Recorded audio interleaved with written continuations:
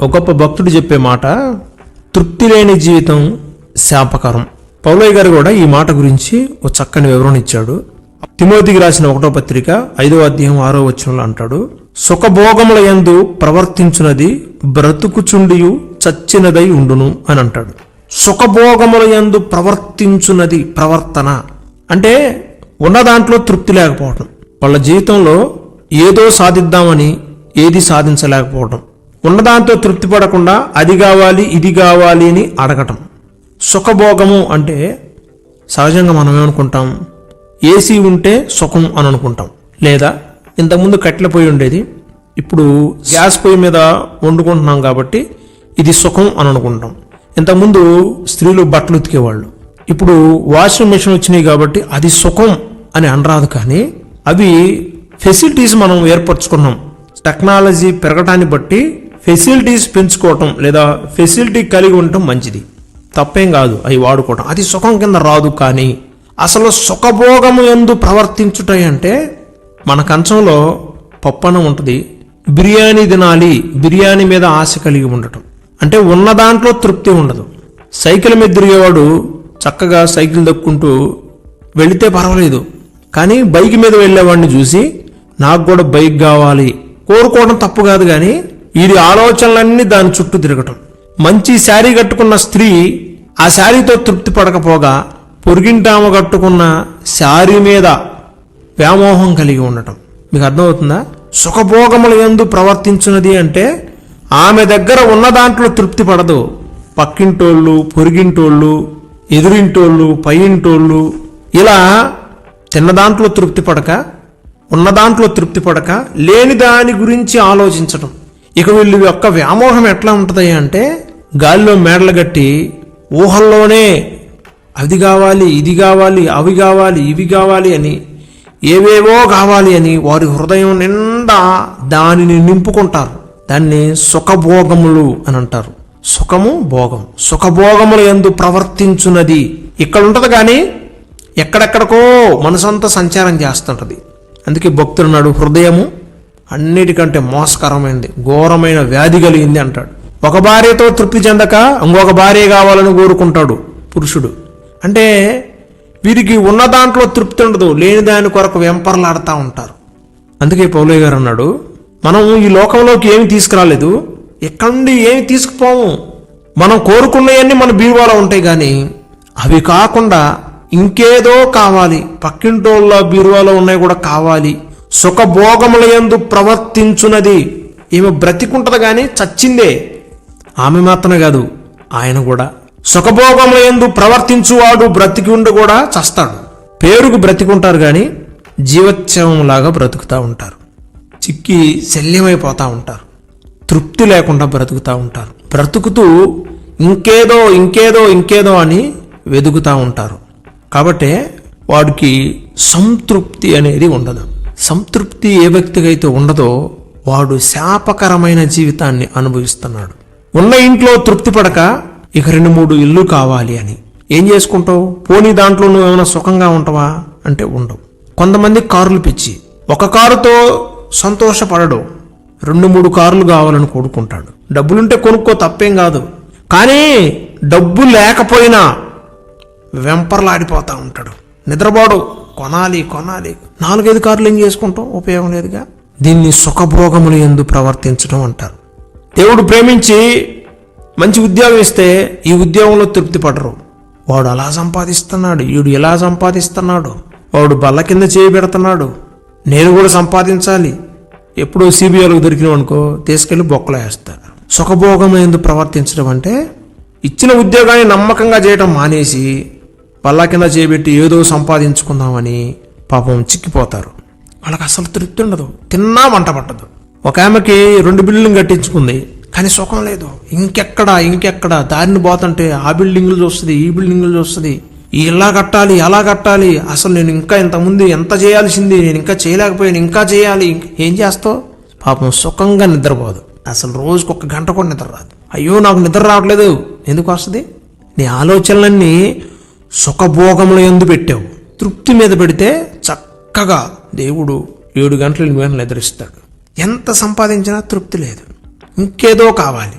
ఒకడు లోకమంతా సంపాదిస్తాడు, తృప్తి ఉండదు. ఎందుకని? వాడు సుఖభోగముల యందు ప్రవర్తిస్తా ఉన్నాడు. సంపాదనలో తృప్తి లేదు, తినడంలో తృప్తి లేదు, ప్రయాణాల్లో తృప్తి లేదు, బ్రతకడంలో తృప్తి లేదు, ఉద్యోగంలో తృప్తి లేదు, ఒక భార్య యందు తృప్తి లేదు, ఒక భర్త యందు తృప్తి లేదు, ఇద్దరు కుమార్తెల యందు తృప్తి లేదు, ఇద్దరు కుమారుల యందు తృప్తి లేదు. అసలు తృప్తే లేదండి మనిషికి. అందుకే మనం బ్రతికే ఉన్నాం కానీ చచ్చిన వారి వలె ప్రవర్తిస్తూ ఉన్నాం. ఎందుకు చచ్చిన వారి వలె ప్రవర్తిస్తున్నాం? అయితే పౌలయ్య గారు అంటాడు, డబ్బు సంపాదించుకోవటం తప్పేం కాదు, కానీ ధనాపేక్ష కలిగి ఉండడం తప్పు. ఇది సుఖభోగముల యందు ఆసక్తి కలిగి ఉండటం. మన కోసం, మన పిల్లల కోసం, మన జీవనోపాధి కోసం మనం డబ్బు సంపాదించుకోవచ్చు. అయితే మనకు అసంతృప్తి ఎడగలుగుతున్నాయి అంటే ధనాపేక్ష కలిగి ఉండటం వలన అసంతృప్తి కలుగుతుంది. ఈ ధనాపేక్ష సమస్త కీడులకు మూలమై ఉంది. ఇది సుఖభోగముల యందు ప్రవర్తించటం.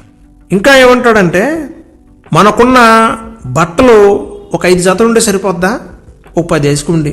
బీరువా నిండా బట్టలు పెట్టుకుంటారు, కానీ వాడికి అన్ని ఉన్నాయి, వీడికి ఉన్నాయి. వాడు రకరకాల బట్టలు వేసుకున్నాడు, ఆమె రకరకాల చీరలు కట్టుకుంటుంది, కాబట్టి నేను కూడా కట్టుకోవాలి. ఇక భర్తను హింసించి అది చేసి ఇది చేసి తీసుకొచ్చుకుంటారు. పోనీ ఈ చీరలన్నీ వాడు కట్టుకుంటుందా అంటే కట్టుకోదు. ఇవి కేవలం చూపించుకోవడం కోసమే. చుట్టాలు వచ్చినప్పుడు చూపించుకోవాలి. ఆ చుట్టాలు ఏమన్నా రోజు వస్తారా ఈ ప్రదర్శన చేయడానికంటే? రారు. సంవత్సరానికో 2 సంవత్సరానికో వస్తారు. పక్కింటి ఆవిడకో ఎదురింటి ఆవిడకో చూపిస్తుంది. సంతృప్తి ఉండదు. అయినా ఆ అక్క దగ్గర ఆ చీర ఉంది, ఈ అక్క దగ్గర ఈ చీర ఉందని. ఇది సంతృప్తి లేని జీవితం. ఇది సుఖభోగముల యందు ప్రవర్తించడం. సుఖంగా ఉండరు పాపం. పోనీ కట్టుకుంటారా అంటే కట్టుకోరు.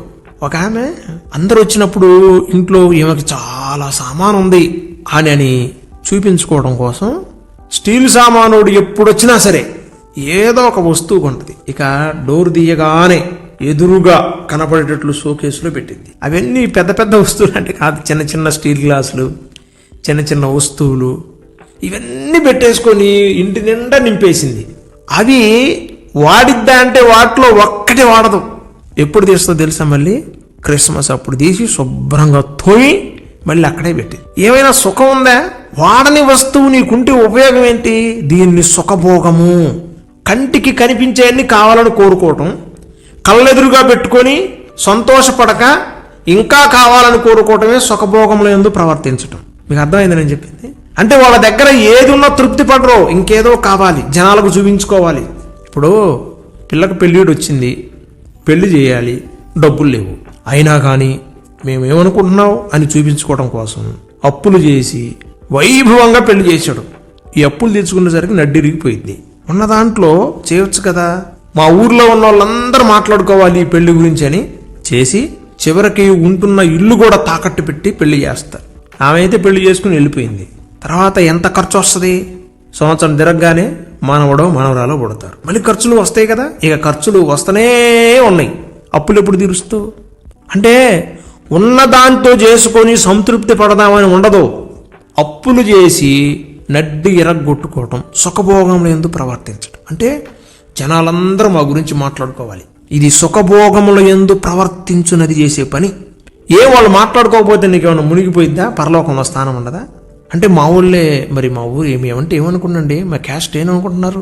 10 మందిలో మా పేరు ఏమో కావాలి, ఘనత ఏం కావాలి? ఏమవుద్ది? ఏమవదు. అప్పులైతే నువ్వే నడ్డెరు కొట్టుకుంటావు. ఇలా సుఖభోగములు ఎందుకు ప్రవర్తిస్తూ ఉంటావు. ఇలా ప్రవర్తించే వాళ్ళు ఎప్పుడు కూడా సంతృప్తిగా ఉండలేరు. సైకిల్ మీద వెళ్ళేవాడు బైక్ కావాలి, బైక్ మీద ఉన్నవాడు వెళ్ళేవాడు కారు కావాలి, కారులో వెళ్ళేవాడు విమానం కావాలి. కోరుకొని డబ్బుంటే కొనుక్కో, తప్పులేదు. కానీ వాళ్ళ మీద అసూయపడి వారిలాగా ఉండలేకపోతున్నా, వీరిలాగా ఉండలేకపోతున్నా, ఇతరులతో పోల్చుకుంటూ నెమ్మది లేకుండా సుఖభోగముల యందు ప్రవర్తిస్తూ ఉంటారు. కాబట్టి మనము దేనిలో ఉంటే దానిలో సంతృప్తిగా ఉండాలి అని అన్నాడు పౌలయ్య. తిమోతికి రాసిన 1వ పత్రిక 5వ అధ్యాయము 6, 7, 8 వచనాలు అన్నాడు, సంతృష్టి సహితమైన దైవభక్తి గొప్ప లాభ సాధనమై ఉన్నది. మనం ఈ లోకంలోకి ఏమి తీసుకురాలేదు, దీనిలో నుండి కూడా ఏమి తీసుకుపోలేము. ఇప్పుడు ఉన్న దాంట్లో తృప్తి పడక నువ్వు ఏదేదో కావాలని కోరుకుంటున్నావు కదా, ఇవన్నీ కూడా తీసుకొచ్చుకొని పెట్టుకున్నా నీకు తృప్తి ఉండదు. మన ఈ మధ్య ఒక సహోదరుడు కలిసినప్పుడు అంటున్నాడు, అన్నయ్య ఎట్లాగైనా ఓ మంచి కారు కొనాలి. ఎందుకురా తమ్ముడు కారు అని అన్నాను. ఎందుకంటే తమ్ముడు అంటాడు, ఏంటన్నయ్య, అసలు వాళ్ళు కారు కొన్నారు, వీళ్ళు కారు కొన్నారు, మన కారు లేకపోతే ఎట్లా, మనం కారులో తిరగాలి అని అన్నాడు. బాబు, నాకు కారు వద్దేం వద్దు నాయన, నాకున్న చిన్న బండి చాలు అని అన్నా నేను. కాదు మనం కారు కొనాల్సిందే అన్నాడు. ఇంతకీ నీ పెట్రోల్కి డబ్బులు ఉన్నాయా? నీ బండి కంటే పెట్రోల్కి డబ్బులు లేవు. వీడికి పెట్రోల్కు డబ్బులు లేవు కానీ కారులో తిరగాలని అనుకుంటాడు. అంటే వీడు మనసు అంతా ఎక్కడ తిరుగుతుంది? కారులో తిరుగుతుంది. ఇది సుఖభోగంలో యందు ప్రవర్తించడం అంటే. కారు లేదు కానీ కారులో తిరుగుతూ ఉంటాడు వీడు, బైక్ లేదు కానీ బైక్ మీద తిరుగుతూ ఉంటాడు వీడు. ఏసీలో పండుకోవాలి అది ఇదని ఆలోచిస్తూ ఉంటాడు వీడు. ఆ ఏసీలో పండుకోడు కానీ ఏసీలో పండుకోవాలి అని నిద్రపోకుండా ఆలోచన చేస్తూ ఉంటాడు. అసలు వాడు ఆలోచన అంతా, వాడు మనసు అంతా ఎక్కడ తిరుగుతుంటుంది? వీడు ఎక్కడ లేడో అక్కడ తిరుగుతూ ఉంటుంది. దీనిని సుఖభోగంలో యందు ప్రవర్తించడం అంటారు. బైక్ పాడైపోతే దాన్ని రిపేర్ చేసుకోవడానికి డబ్బులు ఉండవు కానీ కారులో తిరగలేకపోతున్నానే అని దిగాలుగా కూర్చొని రాత్రంతా ఆలోచిస్తూ ఉంటాడు. చూసావా? వాడు సుఖభోగంలో యందు ఆసక్తి కలిగి ఆలోచన చేసేవాడు. పౌలయ్య గారు అంటాడు, ఇలాంటిది మీలో ఉండొద్దు. ఇలా గనక మీరుంటే మీ జీవితంలో ఎప్పుడు బాగుపడలేరు. మీ కుటుంబంలో జరుగుతున్న విషయాల గురించి పట్టించుకోవచ్చుగా, పక్కింట్లో ఉన్న కుటుంబాల గురించి మాట్లాడుకుంటా ఉంటారు. చూసారా? వాడు సుఖభోగముల యందు ఆసక్తి కలిగి ఉన్నవాడు. అంటే వాడి గురించి వాడు పట్టించుకోడండి. ఒక మాటలో చెప్పాలంటే ఎప్పుడు చూసినా ఇతరుల గురించి, వారు ఆశీర్వదించబడడం గురించి, వారికి ఉన్నదాని గురించి, అది ఇది ఇది అది అని ఎదుగుతూ ఉంటాడు. చూసారా? వాడు సుఖభోగముల యందు ఆసక్తి ఉన్నవాడు. చివరకు వాడు ఏమవుతాడంటే చిక్కి శల్యమై ఎముకల గూడై అసలు సంతృప్తి లేకుండానే చచ్చిపోతాడు. అందుకే చాలామంది ఏమంటారు, వాడు ప్రేతాత్మై తిరుగుతున్నాడు. ఎందుకు తిరుగుతున్నాడు అంటే వాడికి ఇంకా తృప్తి సరిపోలా, తృప్తి ఉండదు వాడికి. కాబట్టి మనందరం ఎలా ఉండాలంటే సంతృప్తిగా ఉండాలి. అదే తిమోతికి రాసిన 1వ పత్రిక 5వ అధ్యాయం 9వ వచనం అన్నాడు, ధనవంతులగుటకు అపేక్షించువారు శోధనలోను ఉరిలోను అవివేకయుక్తములను హానికరములైన అనేక దురాశలలోను పడుదురు అని చెప్పాడు. ఉన్న దాంట్లో తృప్తి లేకుండా అది సంపాదించుకోవాలి ఇది సంపాదించుకోవాలి అని తిరుగులాడుతూ ఉంటాడు. కానీ చివరికి వాడు ఏమైనా సంపాదిస్తాడంటే ఏమీ సంపాదించడు. ఈ పుల్ల తీసి ఆ పుల్ల అటు అవతలేయడు. ఒక్క పని కూడా చేయడు. ఉద్యోగం చేయడు, వ్యాపారం చేయడు, వ్యవసాయం చేయడు, ఏదో చేతివృత్తి ఉంటే అది కూడా చేయడు. ఏం చేయడు, కాళ్ళకి కూర్చుంటాడు. అలా చేయాలి ఇలా చేయాలి, అలా అవ్వాలి ఇలా అవ్వాలి, గాలిలో మేడలు కడతా ఉంటాడు. ధనవంతుడు అవ్వాలని, సంపాదించుకోవాలని, బ్రేజర్ వేసుకొని తిరగాలి, కోట్ వేసుకొని తిరగాలి, కారులో తిరగాలి, స్పెట్స్ పెట్టుకొని తిరగాలి, ఇలా అపేక్ష కలిగి ఉంటాడు. ఇది సుఖభోగములు యందు ప్రవర్తించడం. ఇప్పుడు వీడు దాని కొరకు వెంపర్లాడి శోధనలో పడతారంట, ఉరిలో పడతారంట, హానికరమైన దురాశల్లో పడతారంట వీళ్ళు. కాబట్టి నా ప్రియమైన సహోదరి సహోదరుడా, బైబిల్ మనకి సారాంశం అంతా ఏం చెప్తుందంటే, దేవుడు ఉద్యోగం ఇచ్చాడా, ఈ ఉద్యోగంలో తృప్తిపడు. మంచి ఇల్లు ఇచ్చాడా, ఇంటిలో తృప్తిపడు. బైక్ ఇచ్చాడా, బైక్లో తృప్తిపడు. కారు ఇస్తే కారులో తృప్తిపడు. సైకిల్ ఇస్తే సైకిల్లో. ఏ స్థితిలో ఉంటే ఆ స్థితిలో సంతోషంగా తృప్తిపడు. అంతకంటే మానవ కోటికి పెద్ద విధేయం లేదు. ఏది ఉంటే దాంట్లో తృప్తి పడటమే. ఇప్పుడు సొలొమోను గారు అంత జ్ఞానాన్ని సంపాదించాడు కదా. ఎంత జ్ఞానం సంపాదించాడు? మామూలు జ్ఞానం కాదు అసలు. అది ప్రపంచంలో ఏ వ్యక్తికి లేని జ్ఞానాన్ని సంపాదించాడు. దేవుడు ఇచ్చాడు. ఆయనంట అసలు ఏదో అనుభవించాలనుకున్నాడంట.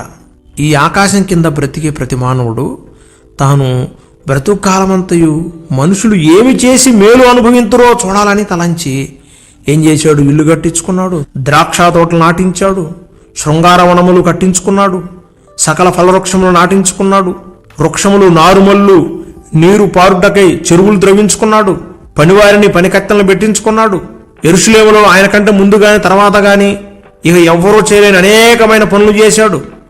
మేకల మందలు, గొర్రెల మందలు, విస్తారమైన కోడెలు అన్ని సంపాదించుకున్నాడు. వెండి బంగారం రాజులను సంపాదించుకున్నాడు. చుట్టుపక్కల అందరూ శిస్తు కడతా ఉన్నారు. ఇక నిద్ర పట్టక రాత్రి పాటలు పాడటానికి కోసం పాటగాండ్రలను పెట్టుకున్నాడు, గాయకులను పెట్టుకున్నాడు. చివరికి ఒక్క భార్య సరిపోదని ఏమండి అనేక మంది భార్యలను చేసుకున్నాడు. బహుమంది ఉపపత్తులు ఉంచుకున్నాడు. ఘనుడిగా పేరు తెచ్చుకున్నాడు, అభివృద్ధిని అందాడు. అక్కడ రాయబడి ఉంటుంది ప్రసంగి గ్రంథం 2వ అధ్యాయం 10వ వచనంలో, నా కన్నులు ఆశించిన వాటిలో దేనిని అవి చూడకుండా నేను అభ్యంతరము చేయలేదు. తాను ఏమి చేయగలడో అన్ని చేశాడు. కానీ చివరికి అంటాడండి 11వ వచనంలో, అప్పుడు నేను చేసిన పనులన్నయు వాటి కొరకై నేను పడిన ప్రయాసంతయు నేను నిదానించి వివేచింపగా అవన్నీ వ్యర్థమైనవిగాను ఒకడు గాలికి ప్రయాసపడినట్టుగాను అగుపడెను. ఎంత పెద్ద స్టేట్మెంట్ ఇచ్చాడు చూసారు. అంటే దేన్ని చూస్తే అది కావాలని కోరుకోవటం. ఇలా సుఖభోగములందు ఆసక్తి కలిగిన సొలొమోను గారు ఇన్ని సంపాదించుకున్నా నాకు సుఖము దొరకలేదు అని అన్నాడు. కాబట్టి నా ప్రియమైన సహోదరి సహోదరుడా, మనం ఈరోజు నేర్చుకోవాల్సిన పాఠం ఏంటంటే దేవునికి ఏదిస్తే దాంట్లో తృప్తిగా ఉండు. రూపాయి ఇచ్చాడా, ₹10 ఖర్చు పెట్టుకో, ₹10 దాచిపెట్టుకో. అంతేగాని ఇతరుల దగ్గర నుంచి ఆశించకో. వాళ్ళు ఇస్తారు, వీళ్ళు ఇస్తారు, ఇస్తే బాగుండు, ఇట్లాంటివి పెట్టుకోవద్దు. ఒక సహోదరి అన్ని రోజులే, తమ్ముడు మా కోసం ఏం తీసుకొచ్చావు? ఏం తీసుకొస్తాం? ఏదైనా ఎవరైనా ఇస్తే బాగుండు. ఇది అస్సలు అజ్ఞానం. అంటే నీ దగ్గర ఉన్న దాంట్లో తృప్తి పడక ఎవరైనా ఏదైనా ఇస్తే బాగుండు, ఇది అసంతృప్తి. ఇది సుఖభోగములు యందు ప్రవర్తించే విధానం. ఎవరు మనకి వద్దు. అవసరమైతే మనం ఆకలితో ఉన్నవాడికి ఆహారం పెడదాం, కరువులో ఉన్నవాడిని ఆదుకుందాం, నిరుద్యోగిని ఆదుకుందాం. అంతేగాని వాళ్ళేమని ఇస్తే బాగుండు, వీళ్ళేమని ఇస్తే బాగుండు ఇలా అనుకోరాదు. ఇతరుల దగ్గర నుంచి అతిగా ఆశించటం. ఇలా ఆశించి సొలొమోను గారు తన జీవితంలో నేను ఏది పొందుకోలేకపోయాను, అయితే నాకు అసలు సంతోషమే దొరకలేదు, అసలు ఇదంతా వ్యర్థం అండి అని అన్నాడు. ఏది వ్యర్థం అంటే ఎన్ని సంపాదించుకోవడం వ్యర్థం. ఆయన ఉద్దేశం ఏంటంటే ఇవన్నీ సంపాదించుకోవటం వ్యర్థమేరా బాబు, ఎందుకంటే వీటిలో ఒక్కట కూడా మనం తీసుకుపోము. ఎందుకంటే మనం ఎలా వచ్చామో మళ్ళీ అలాగే. మరి ఏం చేయమంటారు సొలొమోను గారు అంటే, ప్రసంగి గ్రంథము 2వ అధ్యాయము 24వ వచనంలో అంటున్నాడు, అన్నపానములు పుచ్చుకునుట కంటెను తన కష్టార్జితము చేత సుఖపడుట కంటెను నరునికి మేలుకరమైనది ఏదియూ లేదు. ఇంకేంటంటాడంటే, ఇదియును దేవుని వలన కలుగునని నేను తెలుసుకుంటుని. ఆయన సెలవలేక భోజనం చేసి సంతోషించడం ఎవరికి సాధ్యం అండి? ఎవరికి సాధ్యం కాదు. ఎనగా దైవ దృష్టికి మంచివాడుగా ఉండువానికి దేవుడు జ్ఞానమును, తెలివిని, ఆనందమును అనుగ్రహించును. కాబట్టి నా ప్రియమైన సహోదరి సహోదరుడా, మనం ఆత్మీయ జీవితంలో ఎదగాలని ఆశపడాలి. అంతేగాని ఈ లోకభోగాలను అనుభవించాలని మనం వెంపర్లాడకూడదు. ఉన్న దాంట్లో సంతృప్తిగా బ్రతకటం నేర్చుకోవాలి. సంతృప్తిగా బ్రతకలేకపోవటం ఒక శాపం. ఇంకా మీలో ఇలా ఉన్న దాంట్లో సంతృప్తిగా బ్రతకకుండా వెంపర్లాడే వాళ్ళు ఎవరైనా ఉన్నట్లయితే ఇప్పుడే మీ తీరును మార్చుకొని, ప్రభువా నువ్వు నాకు ఏది ఇచ్చినా దాంట్లో నేను సంతృప్తిగా బ్రతకాలి. ఇచ్చిన భర్తను బట్టి సంతృప్తి, ఇచ్చిన భార్యను బట్టి సంతృప్తి, ఇచ్చిన పిల్లలను బట్టి సంతృప్తి, ఇచ్చిన ఇంటిని బట్టి సంతృప్తి, ఉద్యోగాన్ని బట్టి సంతృప్తి. ప్రభువా అసలు నేను ఈ స్థితిలో ఈ మాత్రమైనా ఉన్నానంటే నీ కృప, సంతృప్తిగా బ్రతికే హృదయం నాకు ఇవ్వు అని ప్రార్థించాలి. అలా గనక మీరు బ్రతుకుతా ఉంటే నమ్మండి, రాసి పెట్టుకోండి, ఈ భూలోకంలోనే పరలోకపు ఆనందాన్ని అనుభవిస్తారు. ఈ భూలోకంలోనే పరలోకపు ఆశీర్వాదాన్ని పొందుకుంటారు. ఈ భూలోకంలోనే అసలు పరలోకం అన్న వైభోగం అంతా భూలోకంలోనే మీరు అనుభవిస్తారు. అట్టి కృపా భాగ్యం దేవుడు మనందరికీ దయచేయునుగాక. మహాపరిశుద్ధుడైన తండ్రి, అత్యంత కృప కలిగిన వాడ, ప్రేమస్వరూపి, ఈరోజు మాతో మాట్లాడావు. సుఖభోగముల యందు ఆసక్తి కలిగి వాటి యందు ప్రవర్తించినది బ్రతికుండి చచ్చినది అని ఈరోజు మాతో మాట్లాడారు. మాలో చాలా మంది ప్రభా ఉన్న దాంట్లో తృప్తి పడక బ్రతికుండి చచ్చిన శవాల్లాగా బ్రతుకుతున్నారు. కొందరు రక్షణ లేక చచ్చిన వారై ఉన్నారు. కొందరు ఉన్న దాంట్లో తృప్తి పడక చచ్చిన వారై ఉన్నారు. ప్రభువా మీరైనదేదో మాకు తెలియజేసినందుకు మీకు స్తోత్రములు. ఉన్న దాంట్లో సంతృప్తికరంగా బ్రతకటం, సంతృష్టి సహితమైన దైవభక్తి గొప్ప లాభ సాధనం. ఆ భక్తి యందు మేము స్థిరముగా ఉంటే మిగతావన్నీ నువ్వు ఏర్పాటు చేస్తావు. దయచేసి ఈరోజు మాతో మాట్లాడిన ప్రతి మాటను బట్టి మీకు స్తోత్రం. మా బిడ్డలందరూ కూడా సంతృప్తిగా బ్రతుకుదురుగాక. ఈ లోకంలో పరలోకపు ఆనందాన్ని అనుభవిస్తూ నిన్ను ఆరాధన చేయుదురుగాక. దయచేసి మా బిడ్డలందరినీ యేసు నామమున 30 60 100 మా బిడ్డలకి ఏవేవి అవసరతలు అక్కర్లు ఉన్నాయో, ఏ విషయాల కొరకు నీ దగ్గరకు వచ్చి ప్రార్థన చేస్తున్నారు, ఆ మేలులన్నీ మా బిడ్డలు పొందుకుందురుగాక. రక్షణ మారు మనసు లేని బిడ్డలకు రక్షణ మారు మనసునివ్వండి.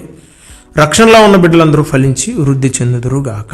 అప్పుల సమస్యలు, ఆర్థిక సమస్యలు, కుటుంబ సమస్యలు, వ్యక్తిగత సమస్యలు, కోర్టు సమస్యలు, అనారోగ్య సమస్యలతో సతమతమవుతున్న బిడ్డలకి యేసు నామమున ఈరోజే ఇప్పుడే విడుదల ప్రకటించండి. గర్భఫలం లేని బిడ్డలకి గర్భఫలాన్ని ఇవ్వండి. ప్రభువా వివాహం కొరకు ఎదురు చూస్తున్న బిడ్డలు పరిశుద్ధమైన వివాహాన్ని జరిగించండి. అంత మాత్రమే కాదు ప్రభువా, మా బిడ్డలు చదువుకుంటున్నారు, చిన్న బిడ్డలు జ్ఞానమనందు వయసునందు దేవుని దయందు మనుషుల దయందు వర్ధిల్లుదురుగాక. రాబోయే కాలంలో విద్యావంతులుగా, జ్ఞానవంతులుగా, దేశాన్ని నాయకులుగా, పాలకులుగా మా బిడ్డలు అభివృద్ధి చెందుదురుగాక. అటు రీతిగా మా బిడ్డల్ని ఉన్నతమైన శిఖరాల మీద నిలబెట్టుదురుగాక.